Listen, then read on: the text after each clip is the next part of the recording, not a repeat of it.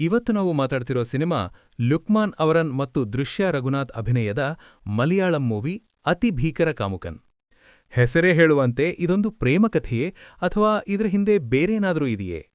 ಈ ಸಿನಿಮಾ ಹೇಗಿದೆ ಅಂತ ಇವತ್ತಿನ ವಿಡಿಯೋದಲ್ಲಿ ಡೀಟೇಲ್ ಆಗಿ ನೋಡೋಣ.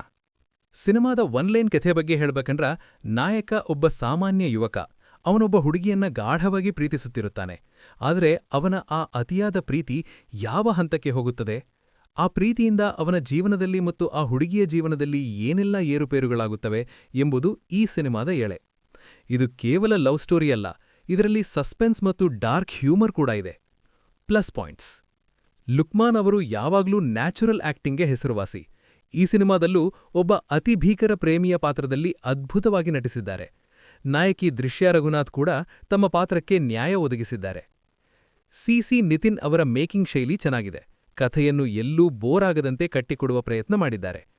ಗೌತಮ್ ಅವರ ಮ್ಯೂಸಿಕ್ ಸಿನಿಮಾದ ಮೂಡ್ಗೆ ಸರಿಯಾಗಿ ಸೆಟ್ ಆಗಿದೆ.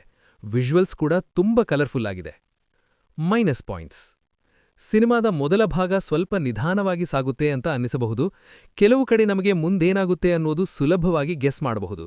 ಇನ್ನೂ ಸ್ವಲ್ಪ ಟ್ವಿಸ್ಟ್ಗಳಿದ್ದಿದ್ರೆ ಸಿನಿಮಾ ಇನ್ನೂ ಚೆನ್ನಾಗಿರುತ್ತಿತ್ತು. ಒಟ್ಟಾರೆಯಾಗಿ ಹೇಳಬೇಕಂದ್ರೆ, ಅತಿ ಭೀಕರ ಕಾಮುಕನ್ ಒಂದು ಡೀಸೆಂಟ್ ವಾಚ್ ಸಿನಿಮಾ. ನಿಮ್ಗೆ ಸ್ವಲ್ಪ ವಿಭಿನ್ನವಾದ ಲವ್ ಸ್ಟೋರಿ ಅಥವಾ ಮಲಯಾಳಂ ಸಿನಿಮಾಗಳ ರಿಯಲಿಸ್ಟಿಕ್ ಮೇಕಿಂಗ್ ಇಷ್ಟ ಆಗುತ್ತೆ ಅಂದ್ರೆ ಖಂಡಿತವಾಗಿಯೂ ಈ ಸಿನಿಮಾವನ್ನು ಒಮ್ಮೆ ನೋಡಬಹುದು.